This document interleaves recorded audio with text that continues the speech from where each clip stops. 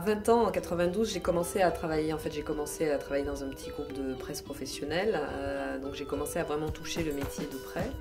Et mon rêve, c'était de rentrer dans une grande rédaction et d'apprendre mon métier vraiment en grouillotant, entre guillemets, au début, en faisant toutes les tâches ingrates. Et en fait, ça s'est pas du tout passé comme ça parce que je suis partie dans une toute petite rédaction où je n'ai pas eu du tout à faire des tâches ingrates. J'ai dû très vite être super opérationnelle, mais au bout du deuxième jour. Et finalement, c'était très bien. Côté look, à l'époque, Audrey Pulvar, elle ressemble à quoi? Un truc innommable. On n'a pas retrouvé de photos, on n'en a pas cherché pour tout vous dire, mais... Moi j'en ai, mais je les planque en fait. Je devrais les brûler d'ailleurs. Non, terrible, terrible. Côté culture, quand Audrey Pulvar, dans les années 90, va au cinéma, elle prend son billet pour quel film? L'Amant de Jean-Jacques Hano, Les Nuits Fauves, C'est arrivé près de chez vous ou Basic Instinct? C'était les films qui sont sortis en 92, l'année de vos 20 ans. Alors, j'en ai vu 3, j'ai vu L'Amant, Les Nuits Fauves et Basic Instinct. Effectivement, ça avait été un événement, Basic Instinct. C'était la première fois qu'on voyait une femme nue dans un film comme celui-là.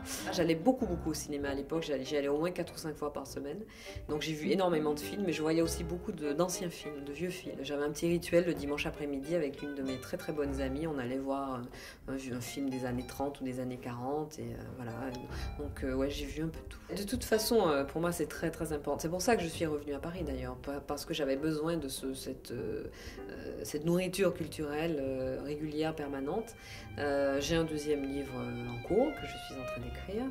Et puis oui, moi je vis à Paris pour profiter de la vie culturelle parisienne. En 92, il y avait Suzette de Danny Briand. Ah oui, Pas d'amis comme toi de Stéphane Echer. En 1990. Pas d'amis comme toi. Exactement. En 1990 de Jean Leloup et Petite Marie de Francis Cabrel. Est-ce que il y a des sons comme ça qui vous rappellent vos 20 ans et qui vous ont marqué, que vous aurez écouté avec plaisir parfois? Oui, il y avait des chansons un peu faciles, comme il y avait une chanson qui s'appelait Ferme les yeux. C'était Ferme les yeux. Non, je chante très fou. Hein. Ferme les yeux, imagine, comme avant la fin du film, etc. Ça m'a un peu marqué. Sinon, c'était la grande époque Whitney Houston aussi. Donc moi j'étais à fond Whitney Houston, I Want to Dance with Somebody, etc. Alors j'étais archi fan de Michael Jackson, que j'ai vu au Parc des Princes, mais ça c'était dans les années 80.